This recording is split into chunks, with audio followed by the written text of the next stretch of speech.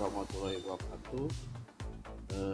Adik semuanya, pelajaran berikutnya kita akan lanjutkan mengenai mengenal hama pada tanaman bunga kol Brassica oleracea, yaitu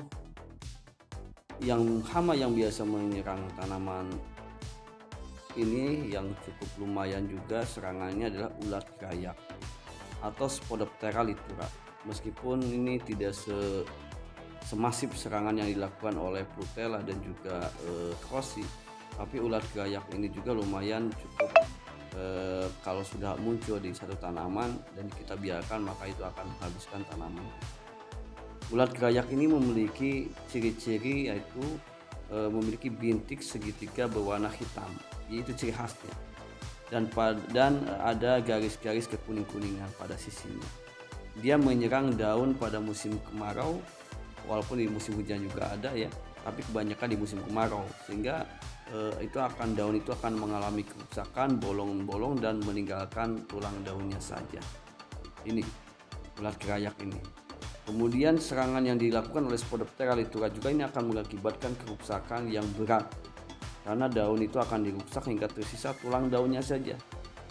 Maka kalau kita menemukan ada tanaman kita seperti itu, ya biasa ini kena ulat gayak. Daun itu akan dirusak hingga tersisa tulang daunnya saja.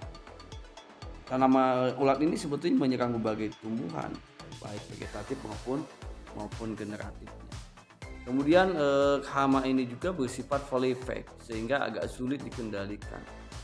Gejala serangan ulat gayak ini dimulai dari tahap larva, di mana larva yang masih muda merusak daun dan meninggalkan bekas sisa-sisa epidermis.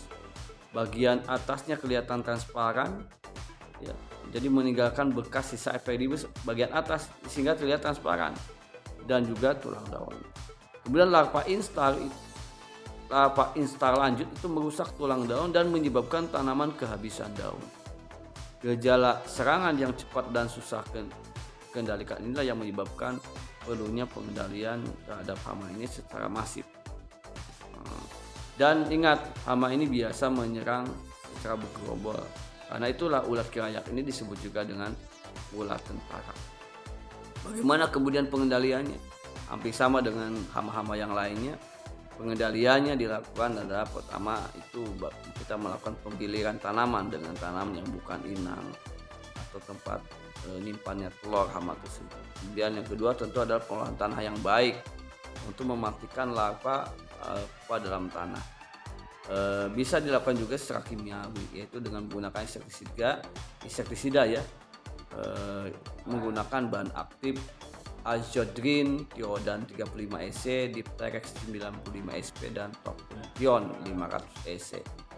Kemudian ada beberapa tanaman atau rumput-rumputan atau tanaman di sekitar kita bisa dijadikan sebagai pestisida nabati ya, yang berasal dari daun, diantaranya ada alamanda, daun babadotan, daun kamboja dan bang. Walaupun ini tidak membunuh, ini hanya mengusir saja atau menyebabkan dia tidak mau makan tanaman itu karena pahit atau dia tidak suka dengan baunya.